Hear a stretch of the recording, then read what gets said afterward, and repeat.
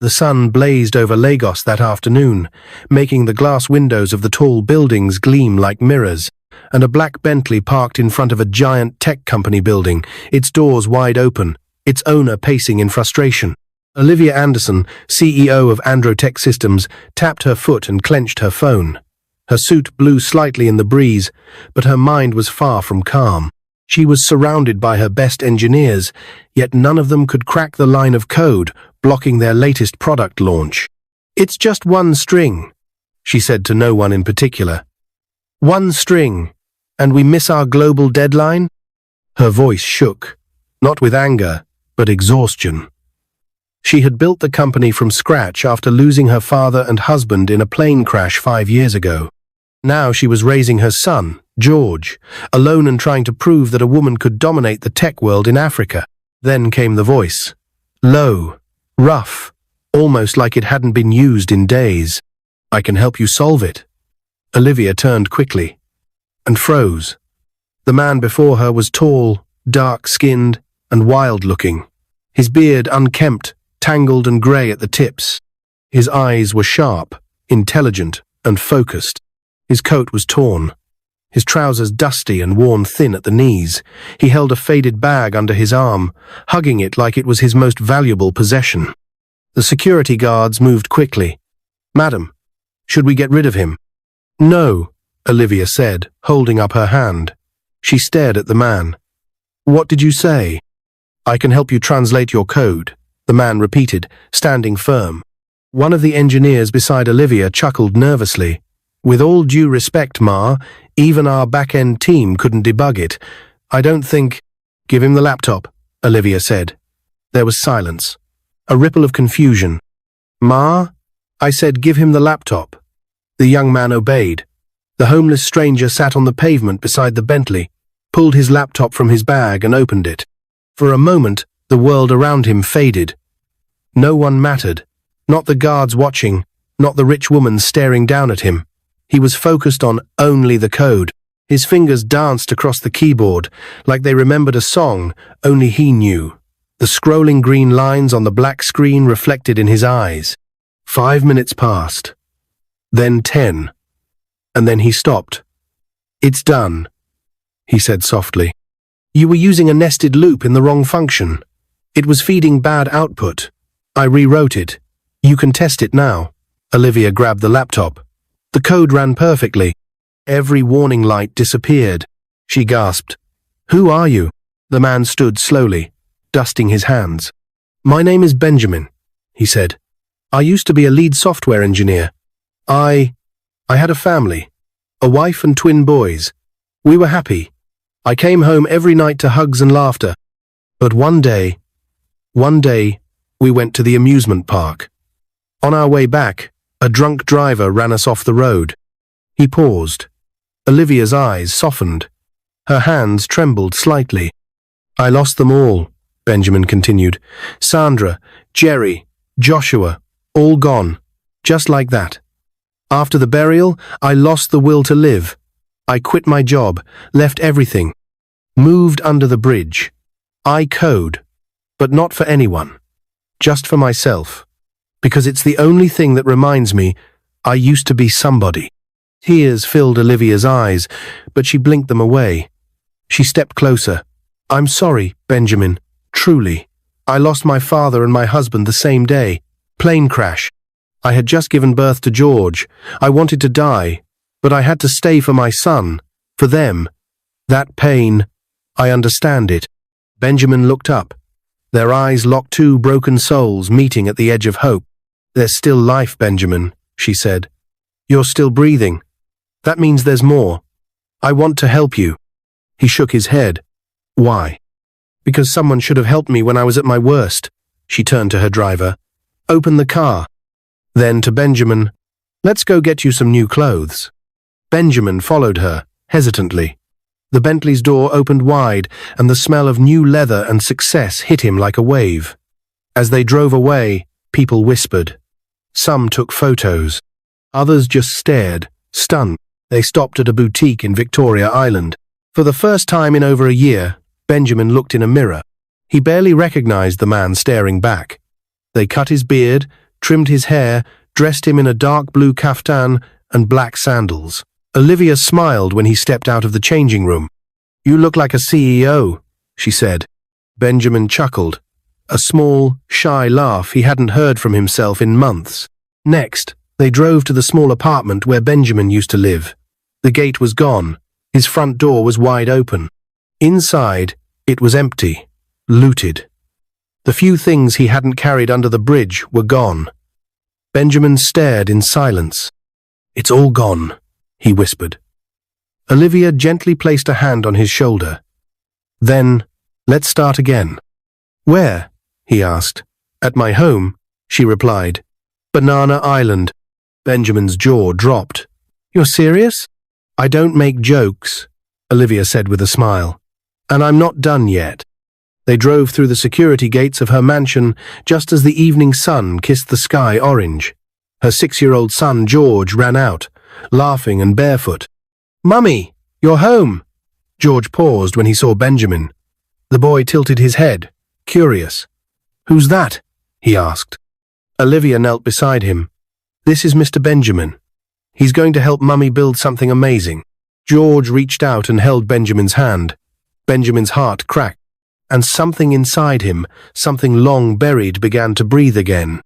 But just as Benjamin stepped inside the grand house, a shadow appeared on the other side of the street, someone watching them closely. A man in dark sunglasses, phone to his ear, whispering, watching. The night air in Banana Island was cool and still. Inside Olivia's mansion, laughter echoed gently from the dining room, where George, sitting between Benjamin and his mother, was busy telling stories about school. Benjamin smiled more than he had in the past year. The rich aroma of a goosey soup lingered in the air. Olivia's chef had prepared a small welcome dinner, nothing grand, just warmth, food, and the feeling of family. "I told my teacher today that my mummy can fix any computer problem," George said proudly, slurping his soup. "And now," Olivia added, smiling at Benjamin, "she has someone to help her prove it." Benjamin's eyes glistened. He looked down at his bowl, unable to speak for a moment. "Thank you," he finally whispered. "I don't deserve this." "Yes, you do," Olivia replied. "We all deserve a second chance." But outside across the street from the mansion's fence, someone else was watching. The man in the dark sunglasses, now seated in a dusty Toyota Corolla, dialed a number. "Madam," he said, "that homeless guy you asked me to track. He's here, with Olivia Anderson." There was silence on the other end. Then a female voice responded, "Good. Keep watching." I knew he wasn't dead. The next morning, Benjamin woke in a clean, soft bed for the first time in months. Sunlight streamed through the tall windows. A pressed white shirt and fresh trousers lay neatly at the edge of the bed. Olivia had insisted he rest, but also arranged for him to tour her company later that day. Downstairs, the mansion hummed with quiet activity. George had gone to school. Olivia sat on the patio, sipping her tea and reading through reports on her tablet. "You slept well?" she asked when Benjamin stepped outside, now clean-shaven and looking like a different man. "I did," he said with a nervous laugh. "I feel like I robbed someone else's life." Olivia smiled. "Well, keep it. They weren't using it." As they drove to Androtech's headquarters, Olivia gave him a tour of the city he hadn't seen in over a year. Life had gone on without him. New shops, new roads, fresh buildings. Lagos never stopped growing, even when people fell behind. "I want you to meet my team," she said. "They'll be shocked." "They'll probably throw me out again," Benjamin replied. "Not this time." When they entered the tech building, heads turned. Employees paused mid-conversation. Olivia walked ahead, confident. Benjamin followed, dressed smartly in navy blue, laptop bag on his shoulder. Inside the elevator, Olivia looked at him. "Are you ready?" He nodded. But just as the doors opened, Olivia's assistant rushed up. "I'm sorry to interrupt. There's a woman asking to see you. She says it's urgent." Olivia frowned. "Who?" She wouldn't give her name, but she said it's about Benjamin. Benjamin froze. His hands clenched tightly. "I think I know who it is." In the reception area stood a woman in her late 30s, dark-skinned, expensive Ankara dress, gold jewelry. Her eyes narrowed the moment she saw Benjamin. "So it's true," she said coldly. Olivia stepped beside him. "Can we help you?" "I'm nosy," the woman replied, folding her arms. "Benjamin's sister, in-law. My younger sister Sandra was his wife." Benjamin inhaled sharply. "What are you doing here?" "I should ask you that," she snapped. "You vanished after the burial. You left everything behind. You even refused to take Sandra's belongings from the house. You abandoned her memory." "I lost everything," he said quietly. "No," Nosy replied. "You ran. You didn't even attend Jerry and Joshua's one-year remembrance." Benjamin looked down. "I'm not proud of that," he said. Olivia watched the exchange, stunned. "You know what hurts the most?" Ngozi continued. "You let everyone believe you died too. We searched. We put up flyers. Sandra loved you. My nephews adored you. And you just disappeared?" Benjamin was trembling. "I was broken." "So are we all," Ngozi cried. "But we don't stop living." She turned to Olivia. "You think you know him? You don't. He's a coward who let pain turn him into a ghost." She picked up her purse and walked out. There was silence. Benjamin stood there, numb. "She's right," he whispered. "Maybe I don't deserve a second chance." Olivia reached out and touched his hand. "She's angry. She's grieving. But Benjamin, listen to me. You were lost, but you found your way back. That's what matters." He looked at her, tears in his eyes. "Do you really believe that?" "I do," Olivia said. "And I think, deep down, so does she." Later that afternoon, Olivia took Benjamin to the programming division. The team stared as she introduced him. "This is Benjamin," she said. "He's going to be helping us on Project Nova." There were murmurs.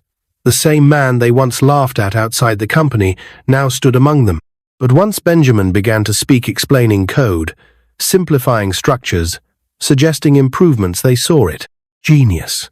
One by one, they leaned in. "What if we use conditional dependency instead?" one asked.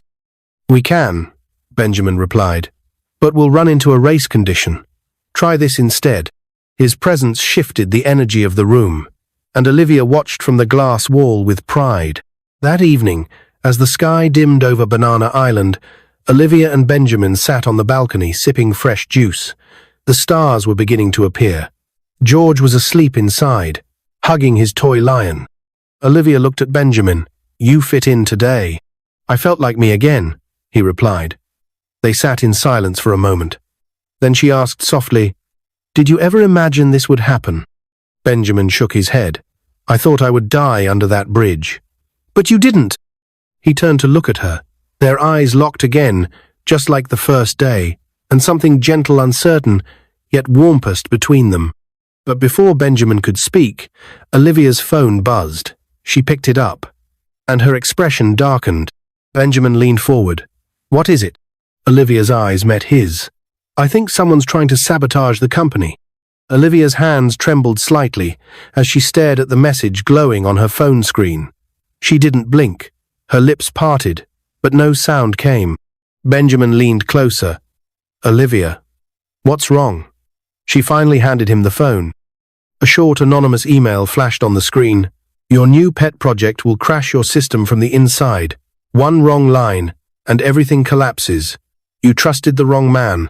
Benjamin read it twice, his stomach turning. His chest tightened. "They think I'm the threat," he said quietly. "No," Olivia said firmly, her voice regaining strength. "They want me to think that. This is someone trying to create fear, confusion, doubt." "But who would send this?" Benjamin asked. "That's what we're going to find out," she said, standing. "But not with panic. We fight it with strategy." The next morning, Olivia summoned an emergency meeting with the cybersecurity team. Benjamin sat beside her in the sleek glass conference room, feeling like a storm cloud was hovering above him.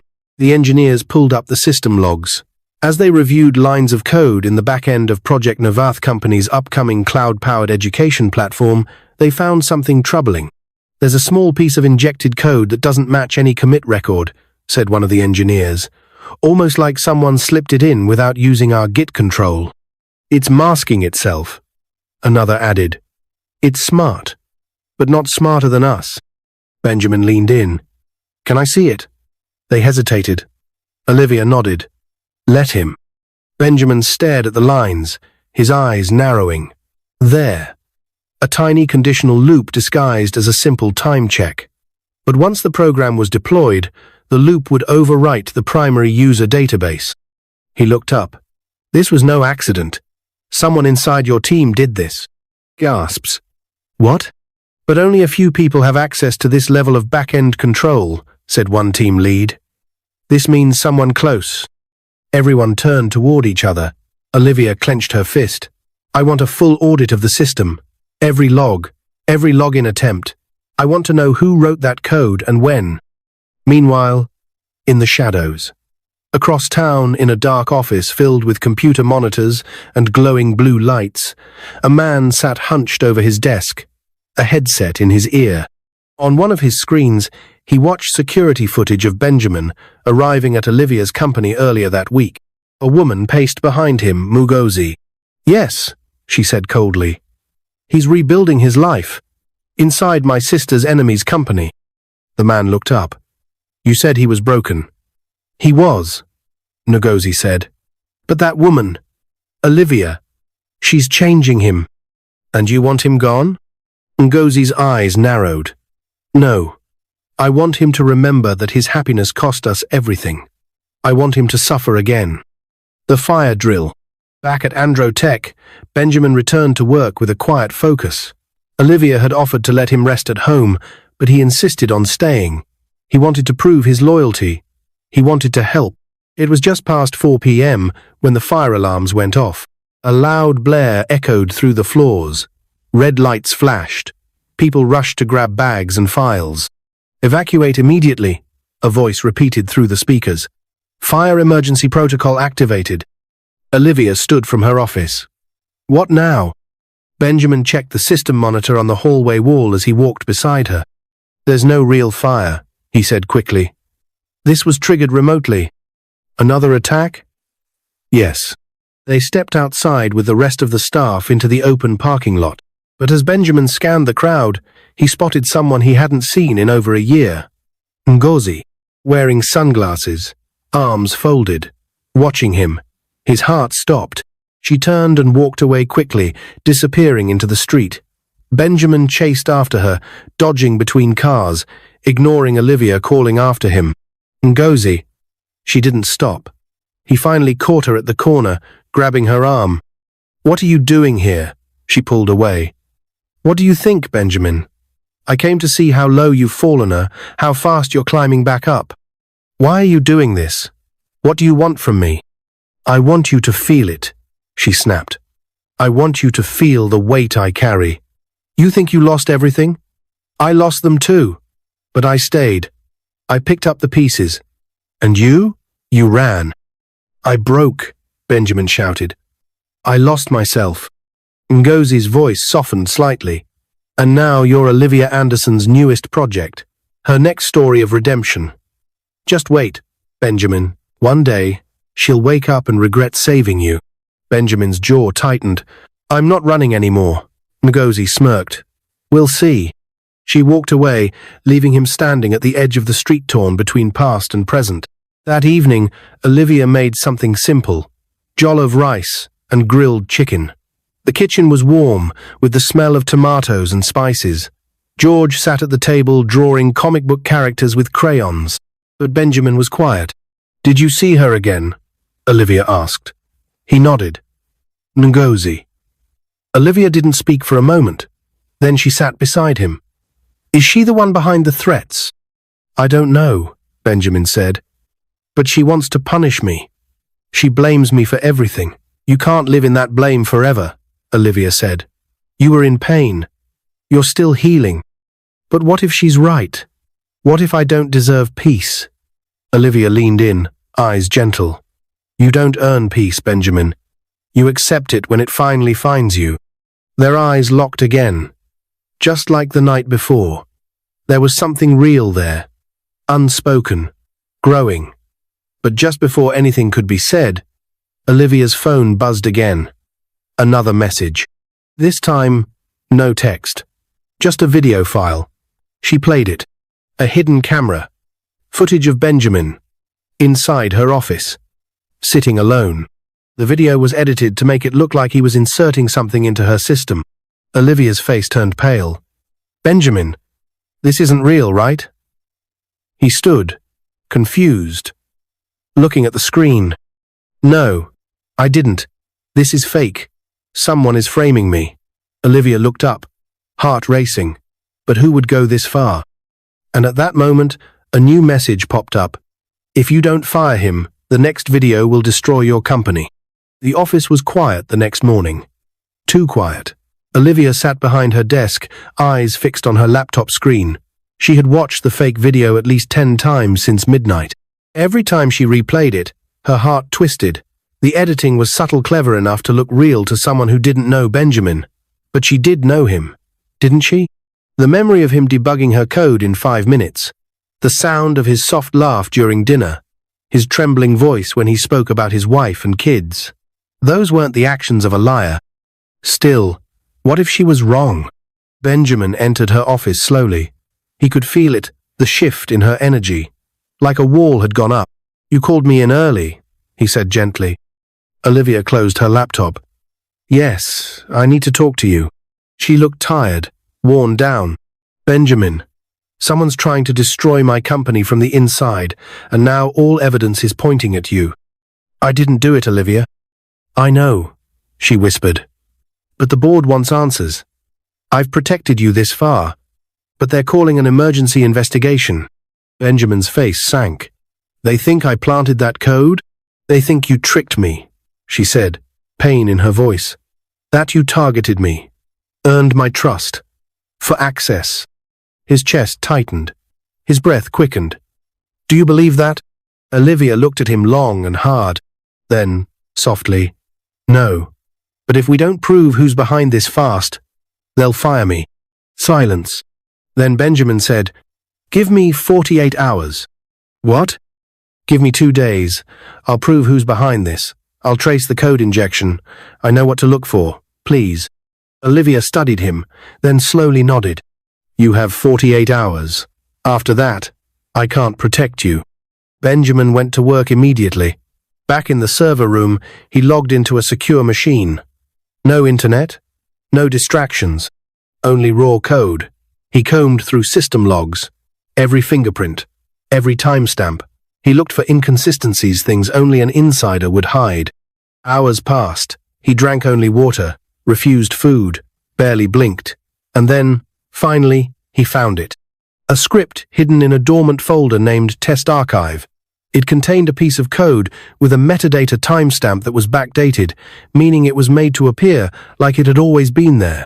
Only one person on the team had access to that folder. Frank, Olivia's senior systems engineer. The same man who once laughed when Benjamin offered to help translate the code outside the building weeks ago. Later that evening, Benjamin and Olivia confronted Frank. The moment Benjamin showed him the printed logs and screenshots, Frank's face went pale. This isn't mine, he shouted. We traced the digital signature to your login ID, Olivia said, calm but firm. Only someone with high-level admin access could have bypassed the Git version control. Frank's hands trembled. No, I was set up. Someone must have used my machine.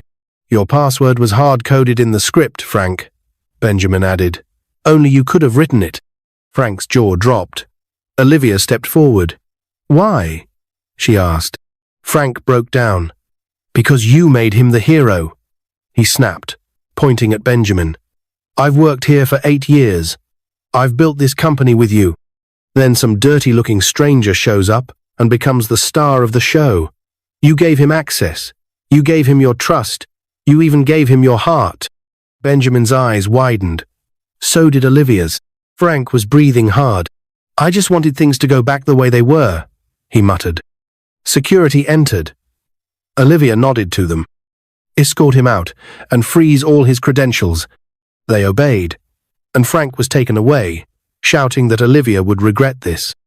As the doors closed behind Frank, Olivia leaned against the wall. "I should have seen it," she whispered. "He's been with me since I started. I never imagined." Benjamin stepped forward. "You believed in me, even when things looked bad." She looked up at him, tears in her eyes. "I did. But, for a moment, I was scared. Not just for the company, but for my son, for me." Benjamin nodded. "I understand."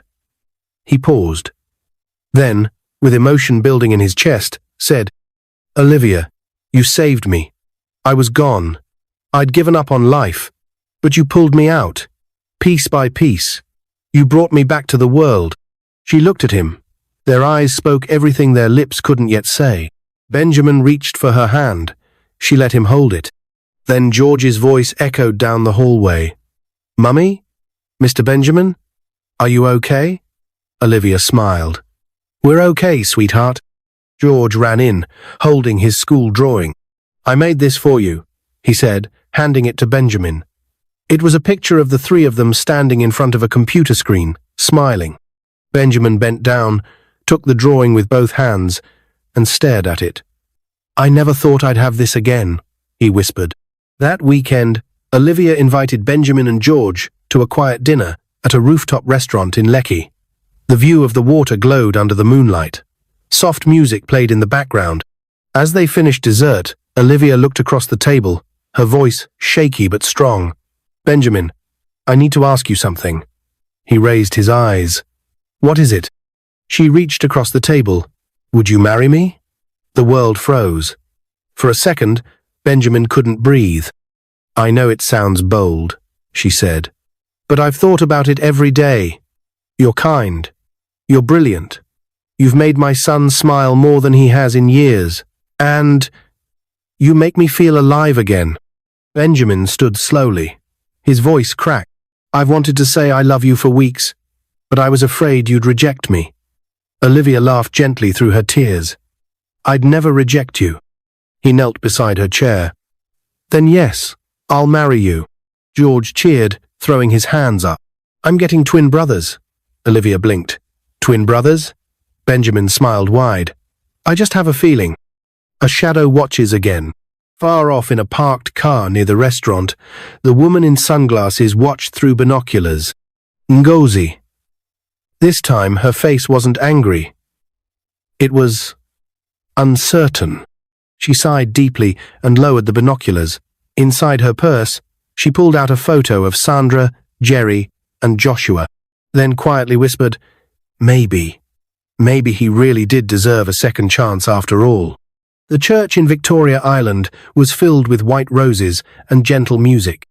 Guests from all corners of Lagos gathered, including some of Nigeria's top tech executives, charity founders, and friends from Olivia's childhood. But none of that mattered to Benjamin. As he stood at the altar, in his cream-colored agbada, freshly shaved and glowing with quiet joy, his eyes searched for one person only, Olivia. The crowd hushed as the doors opened. And there she was, dressed in a flowing white gown with silver lace, her hair pulled into a regal bun. Olivia Anderson walked down the aisle holding her 6-year-old son, George, by the hand. Her eyes never left Benjamin's. She reached him, and George stepped aside, beaming proudly as he stood with the ring-bearer. The officiating pastor began, and as the vows were exchanged, there wasn't a single dry eye in the room. Later at the reception, guests laughed, danced, and clinked glasses under a large canopy lit with warm fairy lights. Benjamin gave a short speech. "Some of you knew me as the man under the bridge. Some of you didn't know me at all. But today, I stand here as a man reborn not because I got lucky, but because someone chose to believe in me again." He turned toward Olivia, who smiled as she held George in her arms. She didn't see a broken man. She saw someone worth saving. The crowd applauded, moved. And then came the surprise. Olivia took the mic, glowing. "We have one more announcement to make." People leaned in. "I'm pregnant," she said, eyes twinkling. "With twins." The hall exploded with joy. Benjamin covered his face in disbelief, tears streaming down his cheeks. He walked over, knelt before Olivia's belly, and whispered, "Jerry, Joshua, welcome back." 3 months later, Olivia and Benjamin drove to Benjamin's old neighborhood, the one he left behind after the accident. The apartment complex had been remodeled. Kids ran around. Street vendors smiled and waved. Benjamin stopped beside a familiar spot, a small concrete bench in front of a dusty kiosk. "This is where I used to sit every evening before Sandra would come out with the boys," he said softly. Olivia placed a gentle hand on his arm. "You don't have to relive it." "No," he said.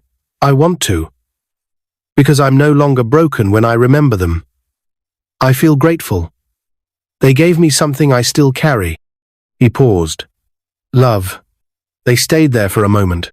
Then Benjamin reached into his bag and brought out something Olivia hadn't seen in a while, his old laptop.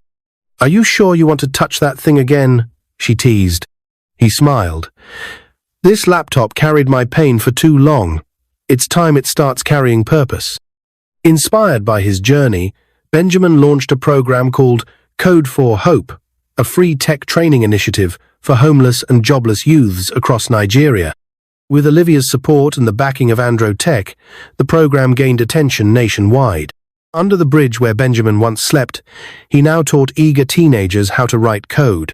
"Every line you write," he told them, "is proof that your mind still works, even if your world feels like it's falling apart." News stations covered his story. Journalists called it the greatest comeback of the decade. And then, one day, Benjamin was invited to speak at the Youth Conference for Africa's Tech Future in Lagos. Standing before thousands of young Nigerians and global guests, Benjamin adjusted his microphone and began, "I once had it all. A good job, a beautiful wife, twin boys who ran to the door whenever I came home. Then one day, a drunk driver stole everything. I tried to die inside. I let my grief become my shelter. I stopped believing in the world, until someone believed in me." He paused, looked into the crowd. "Her name is Olivia. She gave me a chance no because I asked for it, but because I needed it. Now I give chances to others." He looked directly into the camera, broadcasting live. "To anyone out there who's broken, who's lost something or someone they thought they couldn't live without, this is your sign. Don't give up. Your life is not over. It's just beginning." Thunderous applause. People stood. Some cried. It trended instantly. From homeless to hope. Benjamin Lives. Olivia and Benjamin. 1 year later, inside their warm Banana Island home, Olivia nursed their newborn twin boy-healthy, happy babies named Jerry and Joshua. George, now 7, sat nearby, helping Benjamin debug a simple line of code on a tablet. "Dad, I think you forgot a semicolon," he said. Benjamin laughed. "Smart boy." The doorbell rang. It was Ngozi. She stood quietly at the gate, holding a gift bag and a small white envelope. "I came to see the babies," she said, smiling shyly. Benjamin nodded and opened the gate. As she stepped in, she whispered, "I'm sorry." He smiled. "I forgive you." At the end, he chose forgiveness after God gave him a second chance at life when he thought he has lost it all. Why should he keep grudges? He asked himself. What is your view about this story? Where are you watching from? If you enjoyed this story, comment, share, and subscribe to our channel for more interesting stories.